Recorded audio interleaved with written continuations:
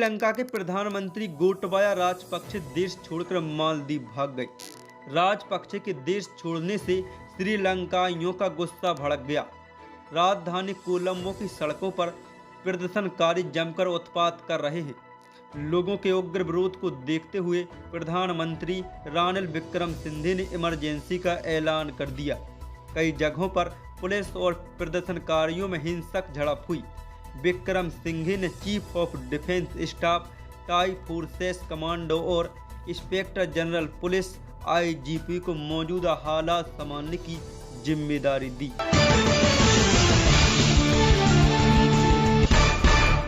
दिल्ली के Indira Gandhi international airport पर एक कपल के पास से 45 पिस्टल जब्त की गई।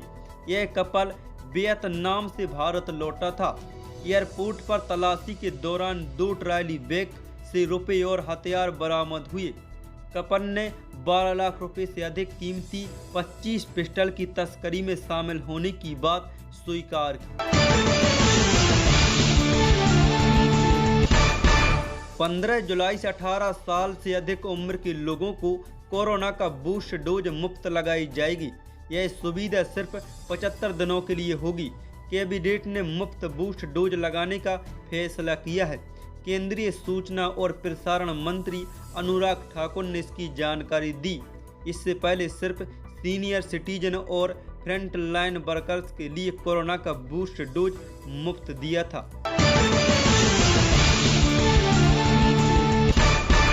सुप्रीम कोर्ट शुक्रवार को केंद्र सरकार की नई स्कीम अग्निपथ स्कीम को चुनौती देने वाली याचिकाओं पर सुनवाई करेगा। मामले की सुनवाई जस्टिस DY चंद्रचूड़ और जस्टिस AS बोपन्ना की बेंच में होगी। जून में केंद्र सरकार की नई आर्म्ड फोर्सेज में सैनिकों की अल्पकालिक भर्ती के लिए अग्निपथ योजना की घोषणा की थी। बॉलीवुड के दिवंगत एक्टर सुशांत सिंह राजपूत सुसाइड मामले में NCB ड्रग्स एंगल से जांच कर रही है। इस मामले में अब नारकोटिक्स कंट्रोल ब्यूरो ने रिया चक्रवर्ती और भाई शोभिक चक्रवर्ती और अन्य लोगों को आरोपी बनाया है। NCB ने 35 आरोपियों के खिलाफ स्पेशल कोर्ट में ड्राफ्ट चार्ज फाइल किए हैं। इन सभी पर सुशांत सिंह के लिए ड्रग्स खरीदने और तस्करी करने का आरोप लगाया है। इसके साथ ही अब एक बार फिर से रिया चक्रवर्ती की मुश्किलें बढ़ सकती हैं।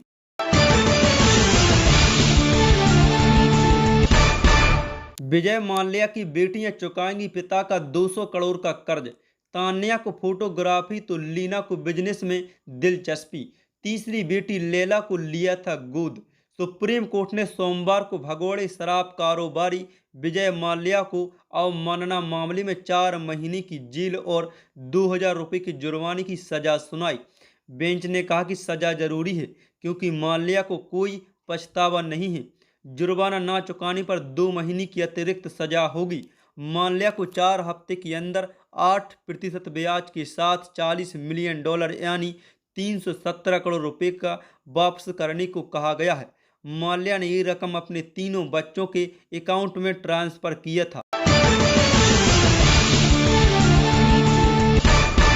Kerala Ayurveda JKD wellness centre Ayurveda panchakarma क्षार सूत्र योग एवं एक्यूप्रेशर द्वारा सभी रोगों की चिकित्सा। टेलीमेडिसिन द्वारा आयुर्वेद की विशेषज्ञ डॉक्टर द्वारा परामर्श। हमारा पता है JKD टावर सुपर मार्केट के पीछे शिव मंदिर के निकट गोला road Danapur Patna. Islamic state of Iraq and Syria ISIS ने कांस्टेबल मुश्ताक अहमद की हत्या की जिम्मेदारी ली है। हालांकि IGP कमिश्नर विजय कुमार ने इस पर ज़्यादा प्रतिक्रिया नहीं दी है। केवल इतना कहा कि शायद यह सच है। बीते मंगलवार श्रीनगर के लाल बाजार इलाके में आतंकवादियों ने नाके पर तैनात पुलिस दल पर फायरिंग की थी। इसमें मुश्ताक अहमद की अस्पताल में मौत हो गई थी। मामले में 2 पुलिसकर्मी भी घायल हुए थे।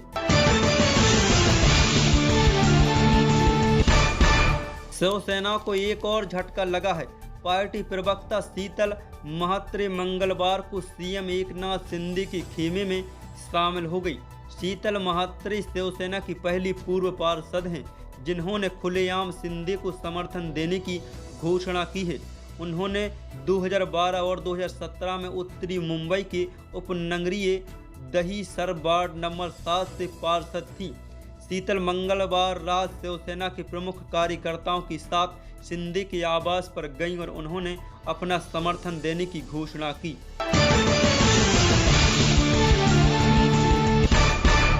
जेडीयू के वरिष्ठ नेता पूर्व प्रदेश अध्यक्ष वशिष्ठ नारायण सिंह की तबीयत बिगड़ गई। उनका हालचाल जानने सीएम नीतीश कुमार पहुंचे। राष्ट्रीय अध्यक्ष लल्लन सिंह ने उनका हालचाल जाना। स्थिति की गंभीरता को देखते हुए सीएम नीतीश कुमार ने दिल्ली एम्स ले जाने का आदेश दिया। आज शाम 5 बजे एयर एम्बुलेंस से दिल्ली ले जाया जाएगा। वशिष्ठ नारायण सिंह जेपी आंदोलन के अग्रणी नेता थे। लालू यादव के साथ ही रह चुके हैं।